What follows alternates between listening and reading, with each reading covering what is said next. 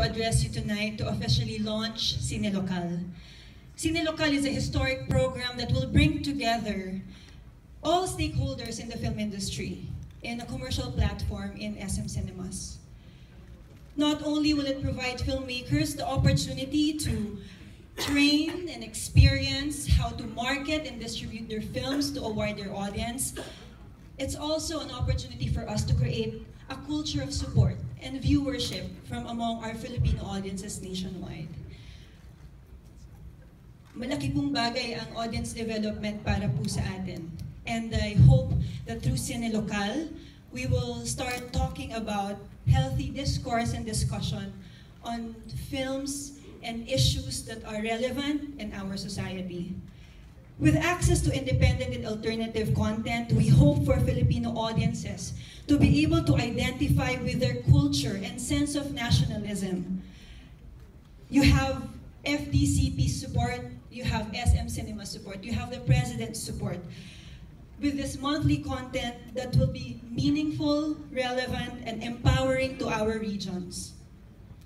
Speaking of empowerment, I encourage our esteemed senators, congressmen, public servants here tonight to please consider Cine Lokal as an avenue for your advocacies and reaching our audiences with your content. For the first time in years, let us work hand in hand to bring together the government and the film industry.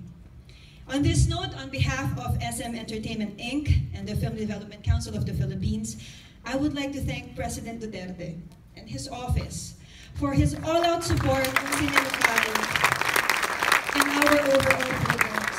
Malaking bagay po na nandito po kayo sa isang event that really speaks about arts and culture. Your very presence here tonight is symbolic of your recognition of the importance of films and its potential to inspire discourse and debate, to challenge and negate the prevailing social norms, even to affect positive change in our country. With this, I believe that the Filipino film industry is truly stepping into the next golden age of cinema. Yes. Maraming salamat po sa inyo, Tatay Digong. Thank you very much to everyone, and please enjoy the night. Thank you very much, Chairperson Dino, for your warm welcome tonight. And now, to enlighten us more on Cine Lokal is the President of SM Lifestyle Entertainment Incorporated, Mr. Edgar C. Tejerero.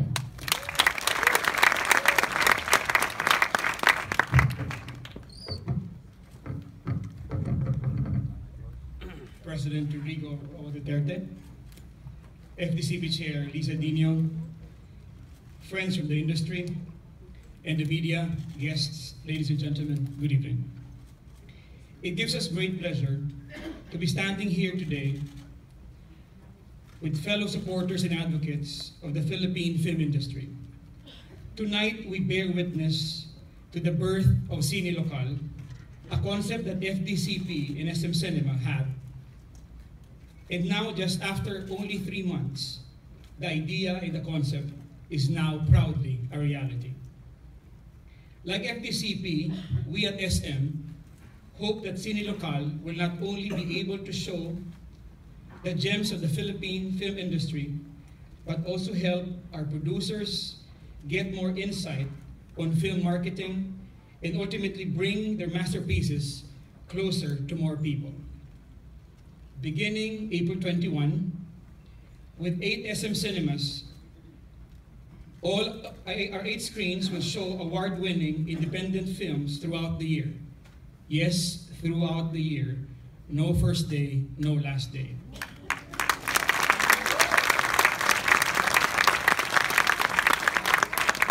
These films will be made available in a dedicated cinema in SM Mega Mall, North EDSA, Fairview, Iloilo, South Mall, Cebu, Bacoor, and Mall of Asia.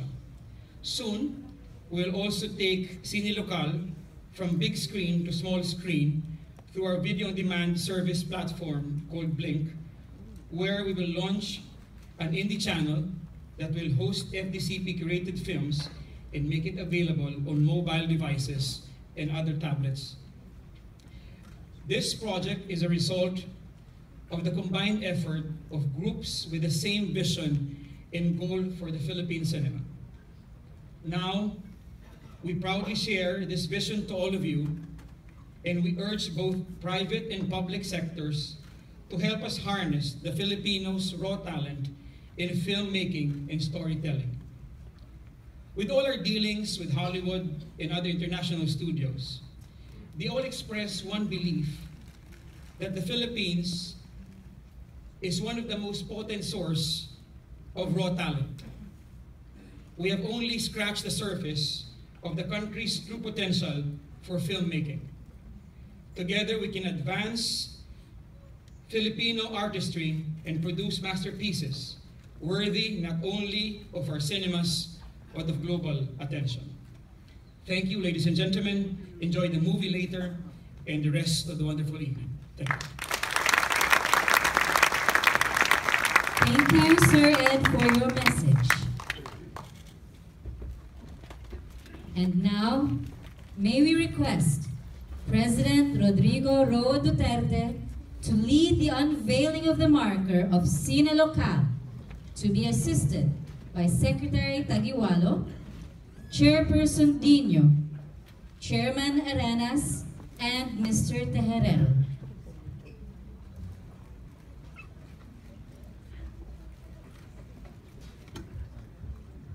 Mr. President, you may now unveil the marker.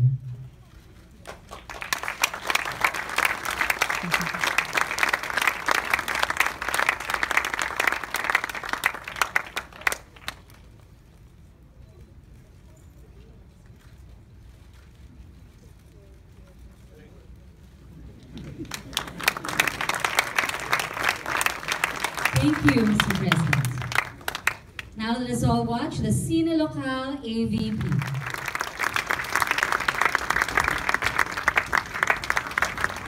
Thank you. Kindly sit down.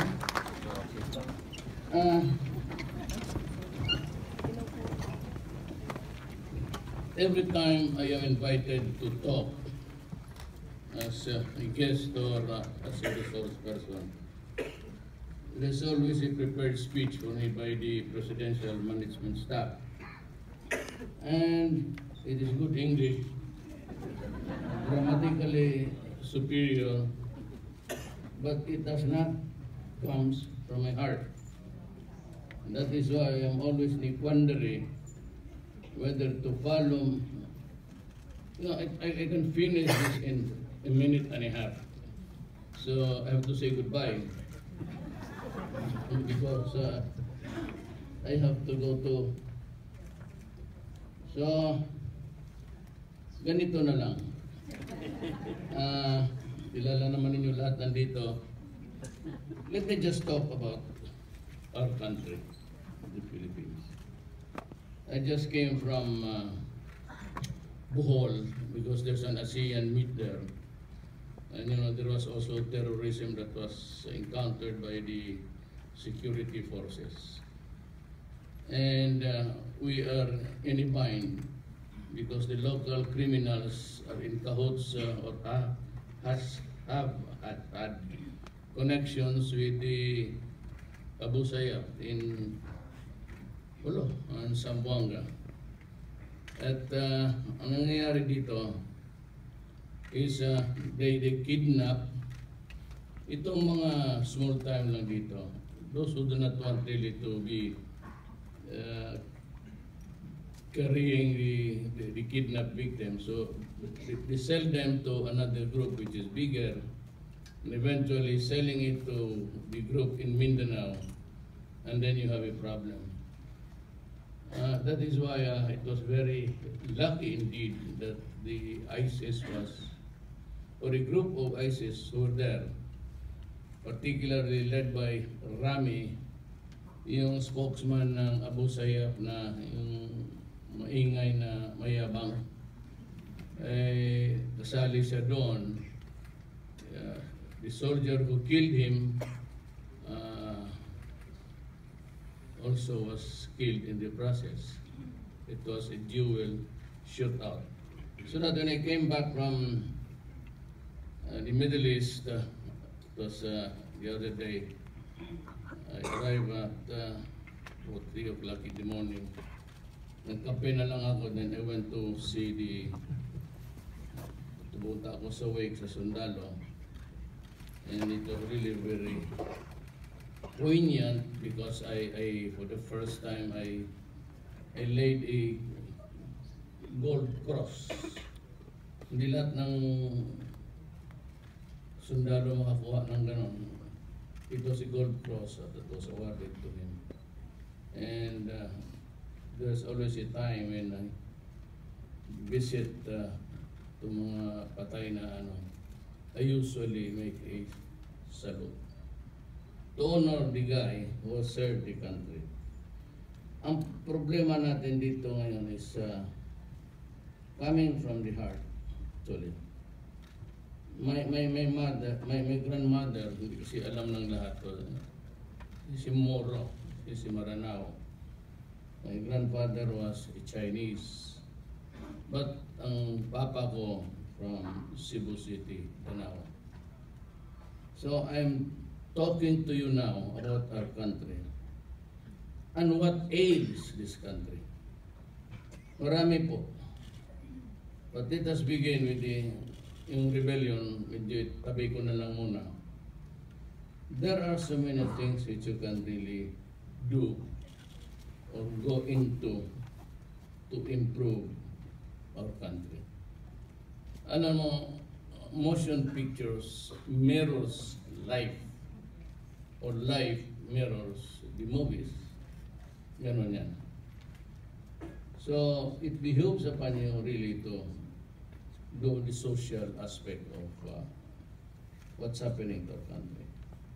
Ako po'y tumakbo ng presidente. I made no great promises. I said that I would want to stop corruption. And I'm doing it almost every day. I have fired so many government officials, about 96 of them. But hindi ko na lang I did not make it public because when I read the dossier, some of them, their sons and daughters were all doctors and lawyers, and I would not want to add to the embarrassment of just taken away from your office, ousted, and suffer yung publicity of corruption. But corruption is out. Kaya kayong mga Pilipino, kayong talagang Pilipino na gusto ninyong tumulong sa bayan ninyo, now is the time to do it. Really. Kasi ako, I've been, reforming I'm just 10 months plus. I need time. I need time to remove corruption. Karamihan dyan sa gobyerno, their salaries are just the sort of stipend. It's just a side income. But corruption is the main source of income. So I had to lecture to everybody that, during this time, maybe for 5 years and a few months, you have to change your lifestyle. Maybe before you could have a take of 1,000 every day, and you can buy a new car, a new house almost every day, every week. But this time, we'll just have to suffer because I'm not a great man. I do not have the credentials. I am not even an honor student. I have always been in the vicinity of 75, 78 since kindergarten. Hanggang dyan lang po ako. So wala akong pinagyayabang except that I was a prosecutor for 9 years, a trial fiscal. Then I became a vice mayor, then rumbled on to become the mayor, and I became the mayor for the last 23 years sa Davao City. Hindi ako nakatikim ng talo. And maybe because I was really, it's not that I am the cleanest or the clean guy. I have so many faults, plenty. But corruption is not one of them. Guro, babae, o ano, pero when you are young, but I'm really old now, so it's almost passé to be talking about it. Well, ang akin lang is corruption must go. And we are good at collecting taxes now. Ayaw ko sanang ano dito, bitawan. But look at the oligarchs of the Philippines. Kaya ako galit talaga. I do not mean to, wala naman mawala sa akin. I won the presidency by, well, 15,006, of which million was my majority over my last opponent. So wala na ako, I have no, I'm not angry at anybody. I just want to work. I do not need the adulation.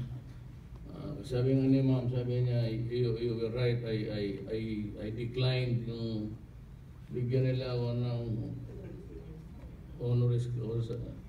I don't need it. It has always been my policy, both as personal and official, that I do not accept awards or honor. That has always been my policy. As for that, in terms of my work, I've always said that I am paid to do it. So why should you receive me? Why should you give me so many awards? Bayad na ako eh. So wala nang, akin lang is yung tamang trabaho lang sana at maibigay talaga sa Pilipino yung pera nila. But I have a problem with this. Ayaw kong gustong ma-insulto. Pero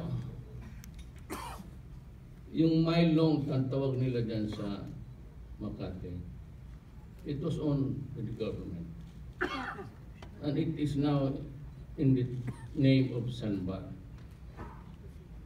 And they owe government something like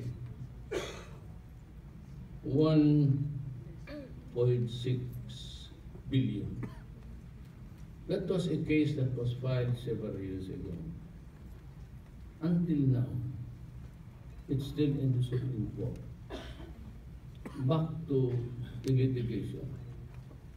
Because at that time, Kiminares, the BIR, whom hindi ko talaga alam, ay kaibigan ko, ang laki ng respeto ko kay Nare. I even helped her in the campaign sa tax collection sa government. Only to realize that talagang ang problem sa Pilipinas, it is the oligarchy. So I can force people to pay taxes. For the Chinese businessmen to be arrested and make the demands.